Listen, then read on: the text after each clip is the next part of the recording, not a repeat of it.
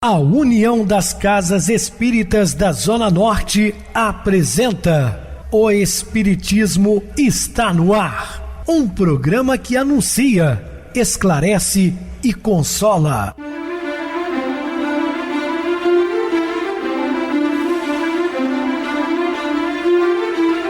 Não se turve vosso coração. Credes em Deus, credes também em mim. Na casa de meu pai há muitas moradas. Se assim não fora, eu vou-los teria dito, pois vou preparar-vos lugar. O Espiritismo está no ar. Sintonize esta frequência. Pare, pense na vida, faça perguntas. Uma ótima noite para você, muito obrigado pelo carinho, pela sintonia. Rádio Clube FM, sua voz é a nossa voz. Estamos no ar de segunda a sexta-feira, desde 2014, pela emissora, depois também pelo YouTube. O canal é Viver _ Melhor. Se inscreva, deixa seu like, sua opinião é sempre importante para nós. Podem também acessar o YouTube, digitar o Espiritismo está no ar. Lá encontrarão vários programas, inclusive o do dia. Recebo carinhosamente meu querido amigo, expositor espírita Marcos Ferreira. Uma boa noite, seja muito bem-vindo. Pedrosa, boa noite a todos os ouvintes. Vamos para mais uma noite de estudo do Evangelho de Jesus. Muita paz a todos. Bem, meus irmãos, vamos estudar na noite o ser interexistente. Dúvidas, entre em contato com o WhatsApp da Rádio Clube FM, que é 0 operadora 32 99932 7758. Para falar comigo, utilize a TIM 98801 2675. O WhatsApp 9844949, novamente 59. O e-mail espiritismo está no ar, @hotmail.com. Interajam conosco, façam perguntas, tirem dúvidas, podem dar sugestões ao programa. Estamos à disposição dos ouvintes. Vamos agora para aquele momento muito especial, que é o nosso momento de oração. Sintonize esta frequência. O Espiritismo está no ar. Momento de oração. Insista na prática do bem. Você não terá outro céu que não seja da consciência tranquila. Muita paz e muita luz a todos. Estamos apresentando O Espiritismo está no ar. Bem, meus amados irmãos, estamos de volta com o assunto da noite, falando o ser interexistente. Nossa individualidade integral se perde nos milênios passados e nas raízes inatas na noite dos tempos. Somos uma soma de muitos eus sociais, nossa essência, conhecimentos, vícios, traumas, visões que acumulamos em múltiplas existências. Sim, nós somos um somatório de existências sucessivas através de inúmeras encarnações. Então, o homem traz consigo uma bagagem.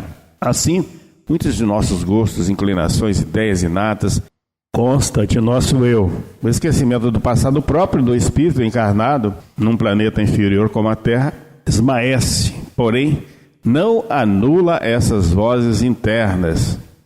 Como interessante, né? Que se manifestam também em forma de sonhos, intuições, neuroses. Existem também sonhos, recordações, intuições que brotam de nós mesmos, porque sabemos disto ou daquilo em outras existências. E neuroses que tiveram sua origem em outras encarnações, consequências de crimes praticados ou de traumas sofridos. Também trazemos algumas neuroses. Às vezes isso não é tão raro como se pode pensar. O passado pode não vir à lembrança de forma nítida, seja por qualquer estímulo exterior. Fora do corpo assumimos uma individualidade mais plena do que a apresentada em nossa vida social. Uma vez desencarnado, o homem tem mais liberdade, para se locomover no plano espiritual, onde ele tem encontros com os amigos, instruções, e também nós, pelo desdobramento do sono, o corpo fica adormecido e nós, como espírito que somos, aqueles de boas lembranças, de sensações agradáveis quando despertamos, ou aqueles locais trevosos onde nós temos verdadeiros pesadelos. Pensando e sentindo, somos absolutamente sinceros conosco no desdobramento pelo sono. Estamos emitindo forças reais que vão atuar em nós, em nosso ambiente e também no próximo. A palavra e a ação podem ser calculadas, podem expressar algo em oposição ao nosso eu verdadeiro. Mas no íntimo de nós próprios, somos o que pensamos e o que sentimos. Ora, ao sairmos do corpo pelo sono, como acabei de falar, amortecem-se os freios sociais, não queremos e não podemos guardar mais a aparência. Não tem como mentir, porque você está desnudado. Por isso a morte é sempre um enfrentamento de si mesmo, porque caem as máscaras sociais e desaparece o refúgio da carne, porque nós podemos usar um verniz facial, né? A hipocrisia, representar tão somente, tentar enganar as pessoas, mas uma vez desencarnado, vamos estar diante da nossa própria consciência, não tem como fugir. Ou não estamos mais limitados pelas circunstâncias da vida atual, então pensamos e fazemos o que muitas vezes não temos coragem ou oportunidade de fazer na existência terrena. Assim, em espírito, pessoas aparentemente honestas se envolvem em ações criminosas, mulheres e homens que muitos julgam virtuosos, se entregam aos desvairamentos sexuais ou, ao invés, obscuras personalidades na terra, comungam missões sublimes, criaturas sem nenhuma expressão de talento à mostra, enquanto no corpo fora dele dão concertos siderais. É o seguinte, a pessoa passa com um ser bondoso, né? Às vezes até mesmo equilibrado, e na verdade não é bem isso, ele se esconde, né? Camufla. Agora no mundo espiritual não tem como enganar. Isso tudo porque a matéria, além de ser fator de esquecimento do passado, abafa a verdadeira dimensão do espírito. Nós, no corpo, somos limitados. Uma vez desprendido da matéria, nós temos muito mais liberdade. Vários fatores concorrem para este impedimento. A própria limitação física em espírito, nossas faculdades são muito mais desenvolvidas. A necessidade prática da vida terrena, as circunstâncias culturais e sociais do meio em que o espírito está encarnado, o que a influência em seu social, sobretudo, se ele tiver tendências muito opostas ao grupo que vive, tenderá a reprimir sua manifestação. Uma alma evoluída no pleno gozo de sua liberdade e de suas faculdades, geralmente, se agiganta fora do corpo, enquanto na terra passa muitas vezes despercebida pelo prosaico da vida cotidiana. Uma alma rasteira assume fora do corpo as suas feições animalescas, que reprime durante a sua vida de relação corporal, consciente ou também inconsciente, desejosa de parecer melhor do que é, ou temerosa de perder a aprovação social. Então é aquilo, né? A pessoa representa, se esconde atrás de uma máscara. As almas medianas que estão ensaiando os primeiros passos da evolução se comportam de maneira inconsciente durante o sono carnal. Às vezes frequentam cursos instrutivos, às vezes atitudes que já não praticam mais no corpo, mas cujo desejo e condicionamentos ainda não se liberaram totalmente. Daí deriva outra forma de sonhos, ações, há trabalhos, desejos, aprendizados, vícios que realizamos enquanto o nosso corpo dorme. Isso é pelo desdobramento do sono, né? E de que temos, às vezes, lembranças nítidas ou apenas vagas ideias, dependendo do grau de lucidez do espírito. Madre Teresa de Calcutá, Chico Xavier, espíritos mais evoluídos, ao retornar ao corpo físico após uma noite de sono, tinham lembranças nítidas dos encontros no mundo espiritual. Né? São seres mais elevados. Nós, normalmente, pelo nosso atraso, não temos tanta recordação assim. Raramente aquelas sensações agradáveis e algumas pequenas lembranças. Durante o sono se manifestam também a forma de impulsos, remorsos, tédio ou alegria, esperança e paz, cuja origem não sabemos explicar. Não temos uma vida de relação apenas no plano carnal. Muito mais intensa e verdadeira é a nossa vida de relações espirituais. Em nossos contatos terrenos usamos dos sentidos físicos e dos meios materiais para nos comunicarmos, ora a dissimulação, os interesses particulares, as convenções sociais, circunstâncias adversas. Tudo isso obstrui ou pelo menos desfigura a verdade dessas relações. Entretanto, num plano extrasensorial, elas não podem fugir à realidade, não é? Porque as palavras podem encobrir a verdade, mas as vibrações e sentimentos emitidos, as mensagens telepáticas lançadas, alcançam o nosso próximo encarnado e os espíritos desencarnados, criando em nós laços profundos de cumplicidade, de afinidade, de simpatia ou de repulsa e ódio. Portanto, a nossa atmosfera psíquica não é uma ilha isolada, ela interage com as atmosferas psíquicas de outros seres, neste mundo ou fora dele. Essa interação continua fora do corpo durante o sono. Em espírito, juntamos-nos com aqueles que nos são afins, alguns para cometer crimes, partilhar vícios, desenvolvermos obsessivas de que na Terra só se veem as consequências, outros para dedicarem ao trabalho científico ou artístico, missões benéficas e humanitárias. Depende muito das nossas vibrações mentais e das afinidades que possuímos e que temos com alguns espíritos, não é? Ao pensar e agir, portanto, não pensamos nem agimos isoladamente. Nossa vontade ganha mais ímpeto, secundada por aqueles que atraímos pelas leis de afinidade. Muitas vezes, nossos desejos mais grosseiros ou nossos ideais mais elevados são potencializados por desejos e ideais semelhantes de nossos afins. Se nos enleamos em pensamentos e ações que infringem as leis morais, comprometemos-nos com companhias ou com perseguidores que podem nos levar a intricados processos obsessivos. Se buscamos o bem e a verdade, conquistamos a simpatia, a proteção e a inspiração dos espíritos superiores. Assim, nossos sonhos, intuições, ideias podem também ter origem em inteligências estranhas à nossa, mas cuja sintonia nós mesmos escolhemos. Nos dois primeiros casos, somos médiuns de nós mesmos, e no último caso, somos médiuns de outros espíritos, abstração feita da mediunidade específica, o chamado mediunato, em que ocorrem fenômenos espíritas evidentes.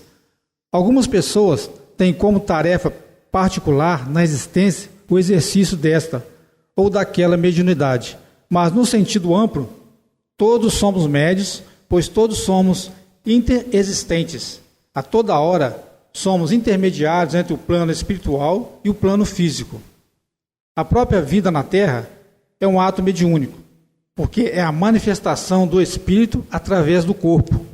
Mesmo fora de um corpo terrestre, o fenômeno mediúnico não cessa, pois a vida se desdobra numa afinidade de planos, cada qual com intensidade material diferente, e sempre pode existir a intermediação entre um plano e outro. Temos notícias de manifestações mediúnicas entre os espíritos.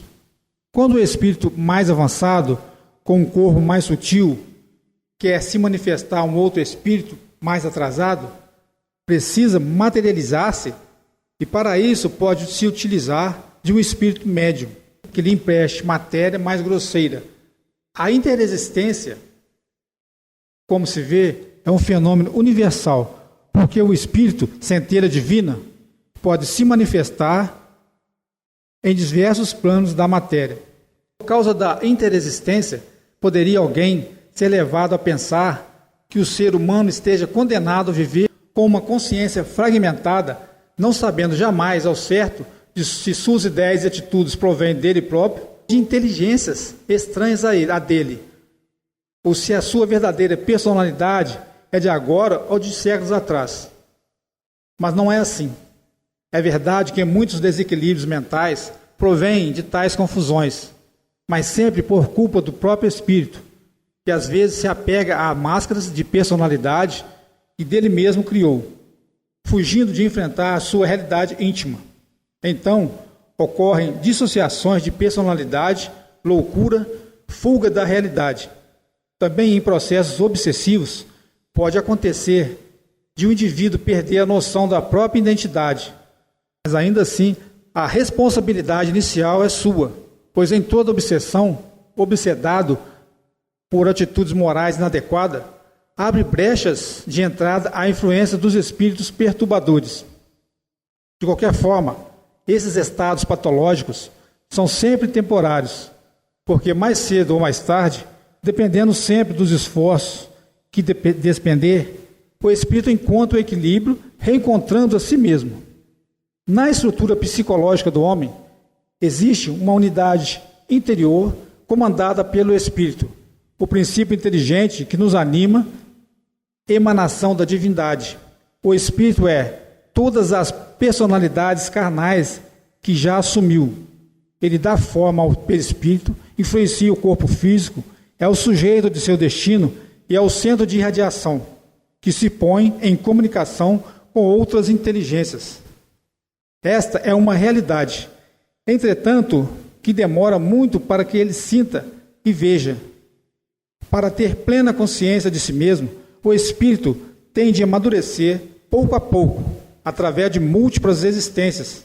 Saído dos reinos inferiores da criação, onde começa a se desenvolver o princípio inteligente e individual para atingir o seu acabamento apenas no plano hominal. O homem inicia sua carreira evolutiva ainda com a consciência semi-adormecida, confusa. Aliás, poderíamos descrever a evolução como um processo de despertamento. Quanto mais avança em inteligência e moralidade, mais lúcido é o espírito, mais consciente de si. Essa consciência, quando atingir a sua máxima altura, incluirá a posse completa da memória do seu passado, numa integração harmoniosa de todas as suas experiências. Isso significa o pleno desabrochar de todas as suas potencialidades, o inteiro domínio de si mesmo, dos seus poderes criadores, de sua eternidade. Não percamos, pois, de vista que estamos a caminho. As raízes profundas da nossa individualidade não estão ainda claras aos nossos olhos. Ao mesmo tempo, ainda estamos construindo nosso eu integral, através da existência presente e das futuras, que viveremos, e o objetivo final é despertar plenamente a nossa consciência, para entrarmos na posse da nossa herança divina. Apesar da obra incompleta e imperfeita que ainda somos, é preciso buscar com afinco, tocar em nossa realidade essencial, nosso eu espiritual, onde estão os germes da vontade que nos levará para o alto, do amor que nos tornará felizes e da sabedoria que nos fará lúcidos. Partindo do entendimento da natureza humana e de sua psicologia, pode-se dar alguma definição a respeito da criança. A criança é, antes de mais nada, um espírito reencarnado, uma alma que recomeça uma nova existência na carne. Temos de desdobrar sua natureza em 3 aspectos. A criança é uma personalidade em seculares experiências, com características individuais próprias, mas que está momentaneamente adormecida. A reencarnação produz uma espécie de amnésia temporária no espírito, justamente para dar-lhe a oportunidade de recomeçar uma nova experiência. É também uma personalidade nova em desenvolvimento. A personalidade atual deve se formar ao influxo do ambiente, da educação, dos estímulos, da presente existência, mas também sob a orientação inconsciente da sua personalidade espiritual, das suas tendências inatas. É representante da espécie humana e vai necessariamente obedecer a certos padrões instintivos de desenvolvimento que são comuns à espécie. Alguns desses instintos estão presentes mesmo em animais irracionais. Por exemplo, o ato de mamar é um padrão instintivo de todos os mamíferos. Se já vimos que no adulto ocorre uma espécie de ocultamento do eu integral, na criança este processo é ainda mais agudo, pois a reencarnação é um sono do espírito, que vai acordando pouco a pouco, no novo corpo, numa nova situação, num novo ambiente. Apenas na fase adulta é que ela desperta completamente. O que ocorre, o quanto é possível estar desperto, enquanto imerso num corpo carnal. Disso se conclui que o desenvolvimento da criança é um processo triplo. A formação de uma nova personalidade e o despertamento gradativo e relativo da personalidade espiritual, condicionado pelo desenvolvimento biológico. Da interação desses aspectos é que vai resultar o homem adulto. A compreensão dessa interação deve levar a uma revolução em nossa análise do desenvolvimento infantil. Durante muitos séculos, achou-se que a criança era um recipiente vazio, onde se deveria derramar o conteúdo da educação, ou uma argila que se deveria moldar segundo os padrões do adulto. A partir de Rousseau, entretanto, começou-se a reconhecer que a criança constrói a si mesma. Ela se desenvolve a partir de um impulso interno, coordenando esse desenvolvimento, embora influenciada por estímulos e condições externas. O que até agora não está claro para a maioria dos estudiosos é que o coordenador desse desenvolvimento físico e psíquico, emocional e social é o próprio espírito, que, embora adormecido em suas potencialidades, em sua memória, ainda é o núcleo em torno do qual deve se criar a casca de uma nova personalidade. Para materialistas, esse impulso interno que coordena por dentro o desenvolvimento infantil é apenas a determinação genética da espécie. Os espiritualistas não reencarnacionistas admitem que esse impulso provém do espírito recém-criado. Saindo do nada, esse espírito é apenas uma potência, uma promessa a se realizar num corpo. Numa visão reencarnacionista, entretanto, tudo ganha uma dimensão mais profunda e verdadeira. Vejamos as consequências lógicas desses aspectos acima citados, que aclamam o nosso conceito de criança e explicam melhor suas características. Porque a criança é uma personalidade já pré-existente, embora adormecida. Ela traz tendências morais e psicológicas inatas, que podem ser percebidas desde cedo. Aprender não é para ela um processo inteiramente novo, é também um recordar, pois no fundo de seu espírito ela já sabe muito. Por exemplo, andar, falar e até escrever são funções que ela já desempenhou muitas vezes. O que ela sabe, o que ela é, em sua personalidade espiritual, pode variar ao infinito. É uma incógnita para nós que a vemos tão frágil e pequenina. Pode ser um espírito sábio, evoluído, ou pode ser um espírito ignorante e atrasado ainda. Porque a criança é uma personalidade atual em formação. Ela é extremamente maleável, suscetível às influências externas. Absorve os estímulos do ambiente de forma intensa. O que lhe vem de fora pode passar a fazer parte de seu íntimo. Ela precisa reaprender certas funções que já soube em outras vidas, em novas formas. Por exemplo, falar talvez uma língua que antes não sabia. Ou seja, ela tende a aprender os padrões culturais do ambiente em que nasceu.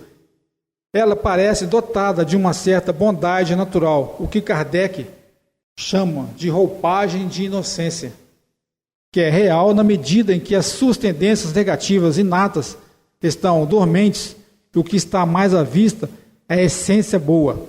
Todos os seres humanos possuem como herdeiros de Deus.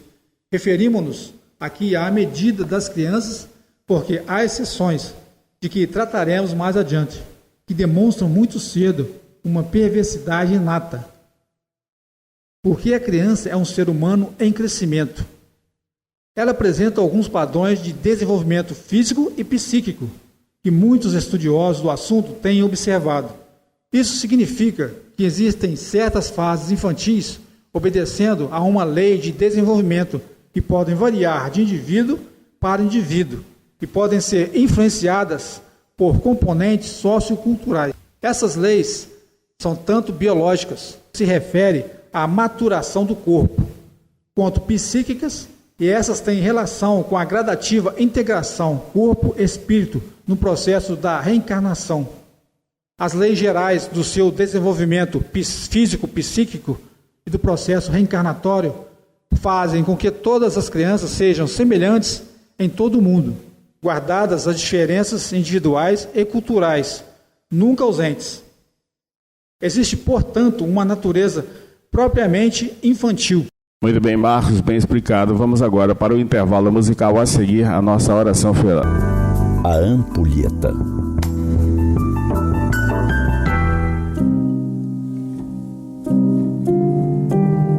No dia em que completou 50 anos, apareceu sobre sua cabeceira uma ampulheta, uma linda peça em metal lustroso, tendo em seu centro 2 ampolas de vidro extremamente finas. A areia branca em movimento lento já havia moldado dunas generosas na parte de baixo. Ele percebeu também que havia mais grãos nessa parte do que na parte por cair. Ao lado da distinta peça havia uma mensagem. Quem disse que a areia não pode parar? Era uma espécie de enigma? Um ensinamento? Um teste? Ele não tinha a mínima ideia. Pensou por dias, semanas. Parar a areia?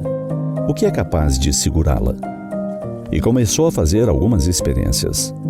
Aumentou seu tempo na prática de meditação. Transformou numa disciplina diária. Após cada momento de introspecção, ia lá dar uma olhada no instrumento. A areia continuava caindo.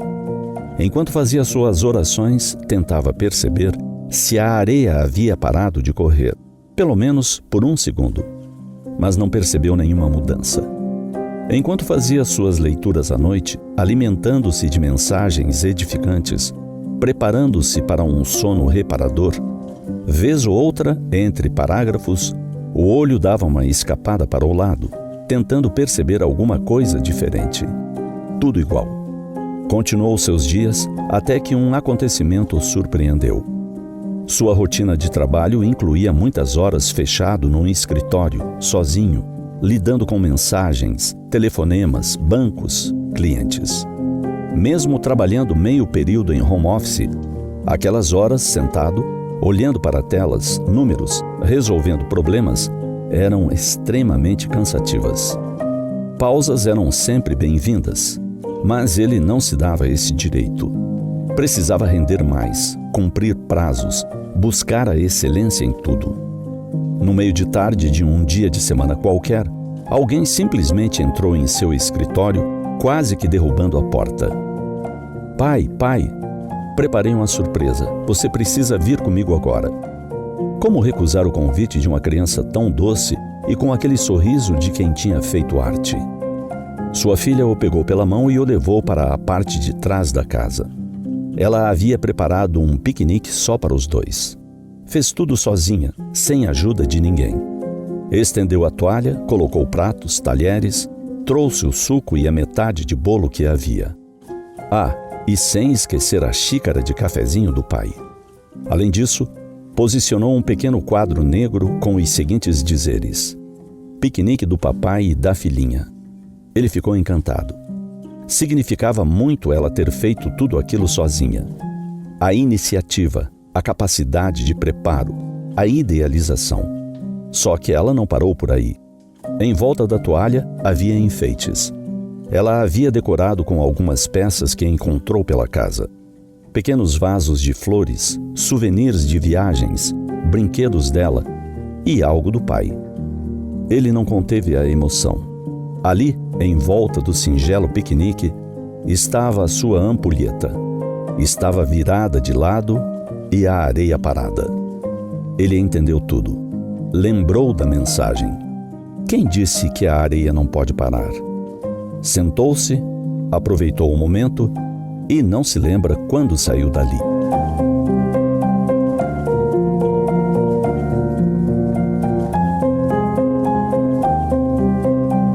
Sintonize esta frequência. O Espiritismo está no ar. Momento de oração. Senhor Jesus, Mestre Divino, sempre a postos, trabalhando em seu nome, divulgando sua doutrina, consolando corações necessitados como os nossos, Senhor.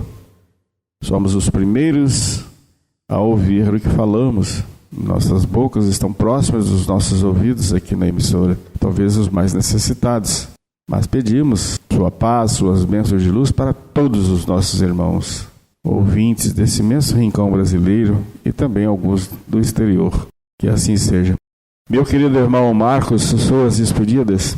Boa noite, Pedrosa. Grato pela oportunidade e que possamos, meus irmãos, viver os ensinamentos no nosso dia a dia, com muita paz e muita luz. Boa noite para você, Marcos. Muito obrigado pelo apoio aqui no programa. Boa noite também a todos os amados irmãos ouvintes do YouTube, internautas do Brasil, do exterior, nossos irmãos da Zona Norte e de Juiz de Fora que nos acompanham com a rádio local 87,9 Rádio Clube FM. Continue ligados ouvindo a nossa próxima atração, o programa Batidão com o DJ Tico, a seguir na voz de Ailton Moreno, o Encontro Central. Boa noite a todos e até amanhã, se Deus quiser.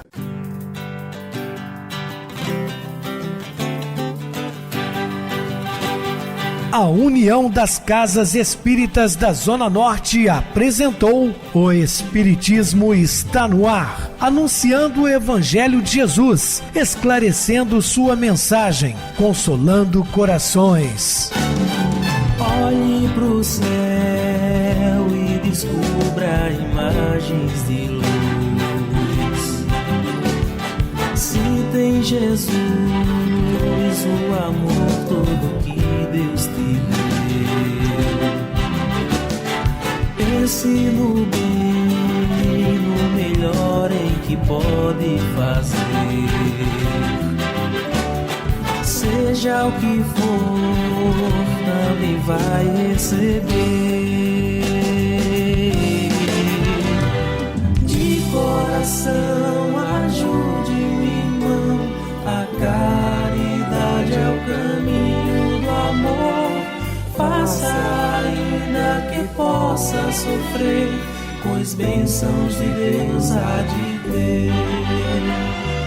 Ame, perdoe e viva melhor a natureza, o céu e o mar. Veja o encanto que a vida nos dá, a chance eterna que temos para amar, para amar. Olhe pro céu e descubra imagens e luz. Sinta em Jesus o amor todo que Deus te deu. Pense no bem, no melhor em que pode fazer. Seja o que for, também vai receber. De coração, ajude o irmão, a caridade é o caminho do amor. Faça ainda que possa sofrer, pois bênçãos de Deus há de ter. Ame, perdoe e viva melhor a natureza, o céu e o mar. Veja o encanto que a vida nos dá, a chance eterna que temos para amar.